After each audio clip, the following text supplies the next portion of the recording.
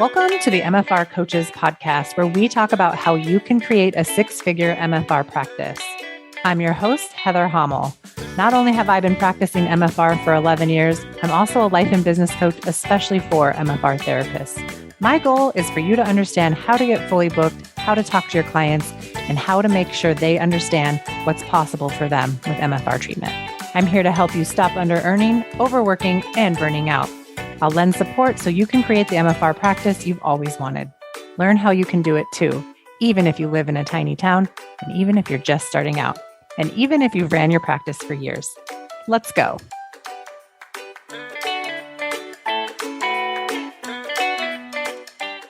Hey there, everyone, and welcome back to another episode of the MFR Coaches podcast, the show where we dive deep into the mindset shifts and strategies that help you grow your MFR business and create success on your terms. I'm Heather Hommel, and today we're talking about something that can completely transform the way you experience coaching, mentorship, and growth, and that is being coachable. Now, before you start wondering, wait, am I coachable? Don't worry. We're going to break it all down, talk about what it means to be coachable, why it's so important, and how you can use curiosity to get the most out of any coaching container you're in. Sound good? Let's dive in. So let's start with the basics. What does it actually mean to be coachable? To me, being coachable means that you're open to learning, willing to consider new perspectives, and ready to take action, even when the advice or feedback feels a little uncomfortable or spicy. It doesn't mean you always have to agree with everything your coach says, but it does mean that you're willing to lean into curiosity instead of resistance. Although resistance might be there, and that's not necessarily a bad thing. Let me share a story to illustrate this. I was catching up with a friend recently who's also a coach, and our conversation naturally shifted into a bit of coaching. Nothing forced, just a natural flow. But as we talked, I could tell she was feeling resistant to the coaching I was offering. Now, this is someone who is deeply immersed in the coaching world, yet resistance still showed up for her. And guess what? That's completely normal. My friend even acknowledged her resistance. She said, I can feel myself pushing back on this. And the moment she recognized it, we shifted. Instead of staying in resistance, she got curious. And that's where the magic happened.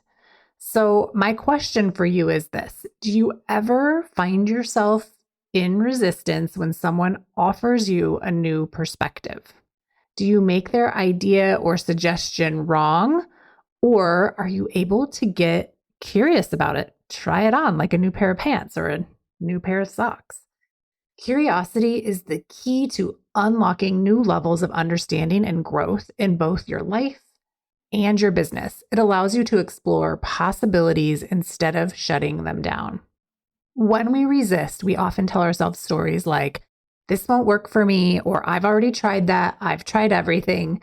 But when we shift to curiosity, we ask, what if this could work for me? Or what would that look like? What do I need to adapt to in order for this to be possible for me? Now, let's be real. Resistance to coaching is often rooted in our emotions. Let's just say it's almost always rooted in our emotions, right? One that we don't want to feel or one that feels bad to us. And I'll be the first to admit, I totally experienced this too. When my coach suggests something that feels like a lot of work or something I'm not already an expert at, my initial thought is, she hates me. She's just being mean, right? And it's ridiculous. Like, this makes me laugh just saying it out loud. And it's a little bit embarrassing. And I honestly hope she's listening and she's having the same experience, because if you know me, you know me. It is ridiculous. Like, I know, but it's my knee jerk, just Heather Hommel reaction. I've been like this kind of my whole life. And you know what? That's okay. Nothing's wrong with me being this way, and nothing's wrong with you being your way either. I've just learned to expect that thought. I've just learned that whatever my coach offers me, like, my initial thing is going to be like, she's mad at me. Like, she just hates me right now. And instead of having to fix that, I just allow that to be there. It's my brain reacting to the discomfort. The key, though, is what I do next because I have this awareness, right? Instead of shutting down, I shift into curiosity. I ask myself, what if she's right? What if there's something here for me to learn? What if I try this and it actually works? And also, like, what do I have to lose by trying it this way, right? By doing this, I give myself permission to explore the idea or the assignment without immediately rejecting it. And sometimes I do immediately reject it, but I've made this deal with myself that no matter what, I'm going to try some version of what my coach has offered me, unless it's outside of my value system, right? I'm not losing sense of like who I am as a person and what I would and wouldn't do in the normal world, right? But when I give myself permission to explore the idea without totally rejecting it, like when I approach coaching in this way, I find solutions. I get to solutions. I get to grow and my business moves forward. So, how can you apply this to your own coaching experience? Here are 3 simple steps to follow. 1, recognize resistance. Pay attention to when you start pushing back against advice or feedback and ask yourself, why am I resisting this? Is it fear? Is it discomfort? Is it a belief that it just won't work for me? 2, shift to curiosity. Instead of shutting down, lean in. Ask, what if this could work? What would need to change for this to be possible for me too? And third, take action with trust. Once you've explored the idea, decide if and how you'll implement it. Even if you're not 100% convinced, give yourself permission to try. The best way to know if something works is to test it, right? And by following these steps, you'll get so much more out of your coaching experience and you'll find yourself growing at an accelerated pace. And this is so fun to watch. I've now coached over 200 MFR therapists, and it's so fun to see therapists ready, willing, and able to kind of do a trust fall with me and what's possible for their business while also making their business their business, right? They're not just copying and pasting someone else's business. They're really setting it up to be what works best for them and doing it at an accelerated pace because they don't have to come up with all of the information on their own. They can follow the suggestions that I have, make quick decisions, ask questions, maybe be in a little bit of resistance, right? Around rates or around changing something on your schedule, but being able to quickly move through that with that willingness to test it out.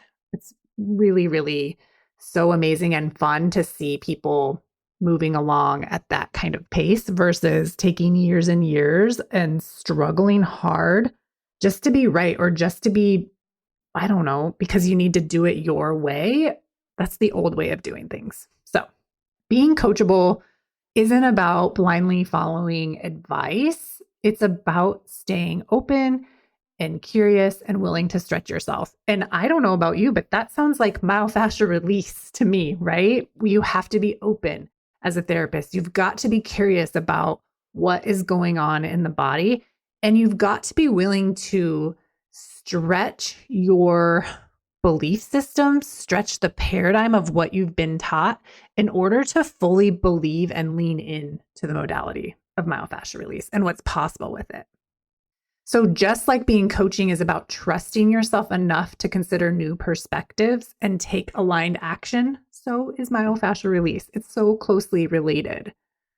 So my challenge to you this week is this.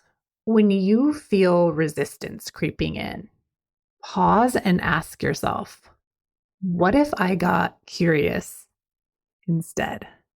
And you can put this to work anywhere, not just in your MFR business or in whatever business you're in, but imagine when your spouse or partner or child says something to you, and instead of being angry or resistant or reactive, you just got curious instead.